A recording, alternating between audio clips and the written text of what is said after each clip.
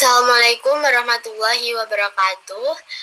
Sebelumnya perkenalkan kami dari kelompok 11. Di sini kami dari kelas PBC 2024 dari program studi S1 Pendidikan Biologi Fakultas Matematika dan Ilmu Pengetahuan Alam Universitas Negeri Surabaya.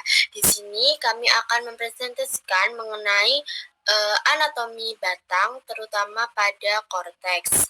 Sebelum menuju materi, kami akan memperkenalkan terlebih dahulu anggota dari kelompok 11 dengan saya sendiri Maulidia Febitri dengan NIM akhir 075 dengan rekan saya Alivia Adia Tunggadewi dengan NIM akhir 046. Dan saya Amelia Nurfibiarti dengan NIM akhir 0.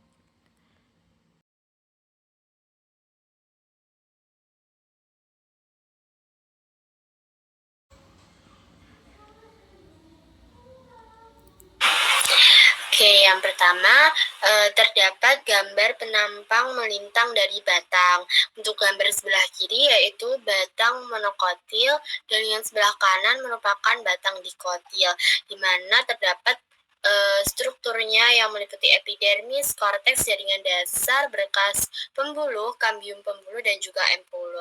Di sini kita akan membahas mengenai korteks, di mana pada batang monokotil korteksnya itu tidak terlihat jelas, namun pada batang dikotil bagian korteksnya itu terlihat jelas pada bagian panah berwarna hijau.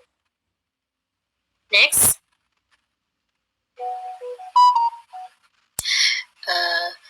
Korteks, apa sih itu yang dinamakan korteks itu? Korteks batang merupakan lapisan jaringan tumbuhan yang terletak di antara epidermis atau merupakan lapisan pelindung luar dengan silinder pusat atau stele.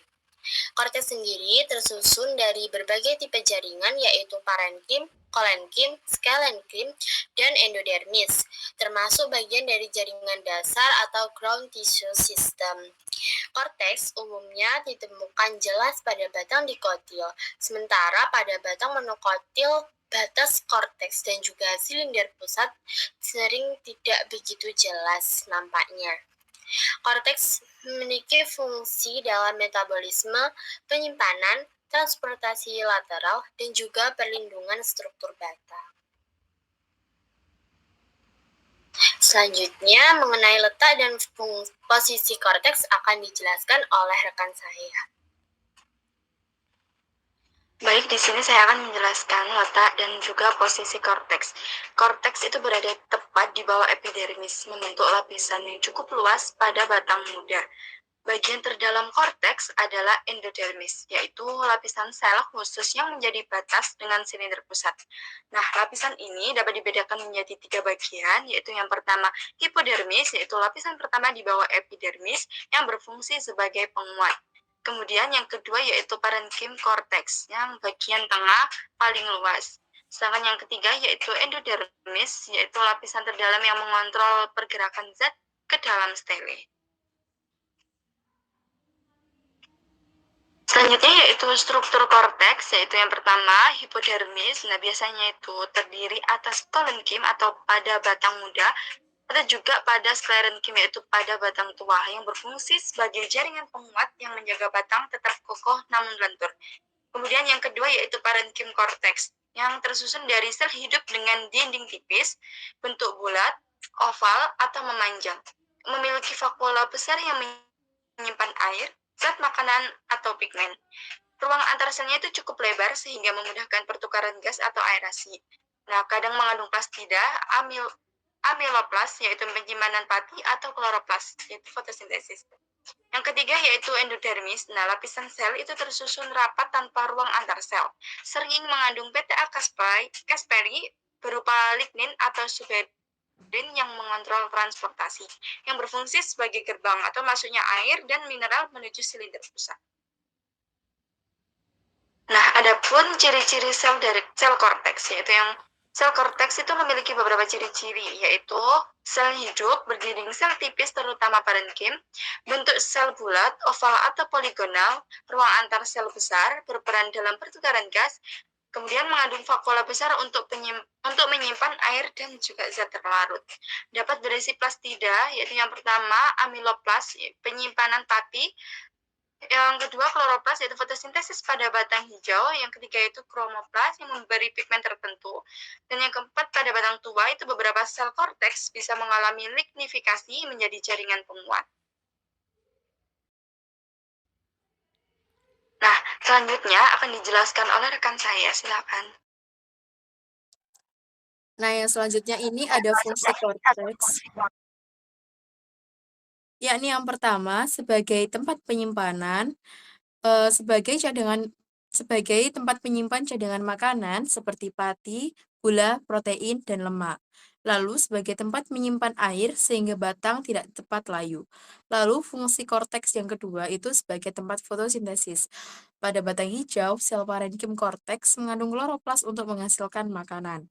Nah, fungsi korteks yang selanjutnya yakni sebagai transportasi lateral untuk memindahkan air dan mineral dari epidermis ke dalam silinder pusat. Lalu untuk membantu sirkulasi zat terlarut di dalam batang.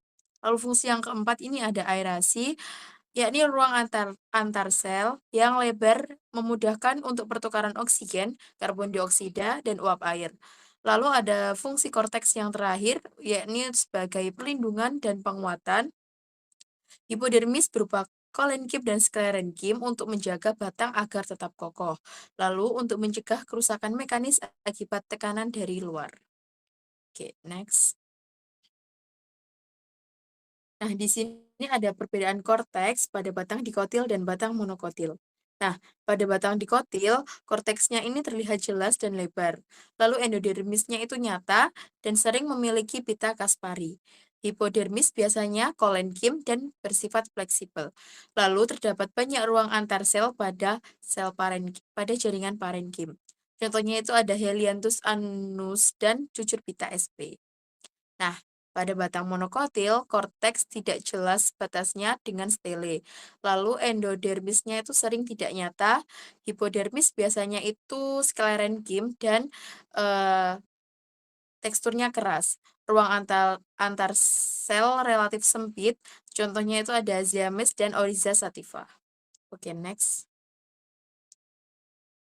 Nah, di sini ada kesimpulan, yakni korteks batang adalah lapisan jaringan dasar penting yang berada antara epidermis dan stele, tersusun dari hipodermis, parenkim korteks, dan endodermis. Berperan dalam penyimpanan, fotosintesis, transportasi lateral, aerasi, dan perlindungan mekanis. Perbedaan struktur pada batang dikotil dan batang monokotil menunjukkan adaptasi terhadap fungsi lingkungan. Nah, korteks batang merupakan kunci penting dalam anatomi dan fisiologi tumbuhan.